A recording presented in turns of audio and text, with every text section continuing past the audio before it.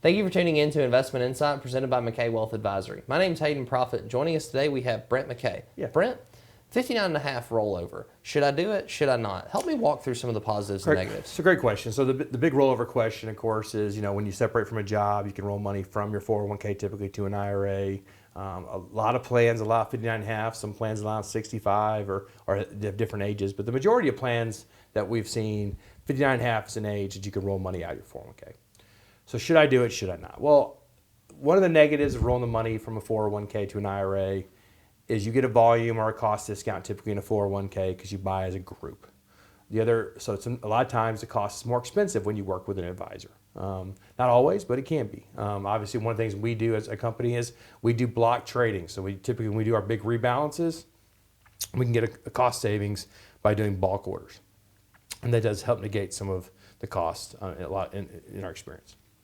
One of the positives, of course, for rolling money from a 401k to an IRA is you make the decisions. You have a lot more investment options outside of a 401k. 401k is limited.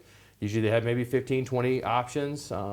IRAs, you've got tons of options. But that can also be a negative too, because you got to sort through all the many millions of different investment options and vehicles you could buy. There's also a 10-year rule benefit. 401ks are company driven. So we in the past we've had people we've worked with where situations has arisen where the beneficiaries were kind of murky, like beneficiary form didn't get updated, and all that money was sent out taxable to their estate and taxed at a 37% tax bracket versus what would have been about a 0% bracket because the 401k plan required all the money to go out upon this person's death, and then a person didn't get to make the decision. So one of the big benefits of an IRA is, under current law, you've got a beneficiary has 10 years to pull that money out.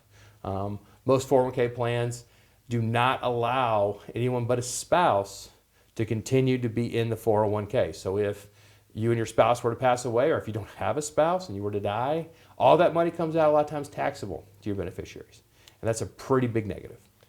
Right. So rolling, one of the positives would be is you control your money and you get the customer service. Okay, customer service is a big thing too. A lot of times 401k plans are set up for low cost and, they're big call centers. There's really no one-on-one tailored, service in a 401k. Typically, some 401ks there are though.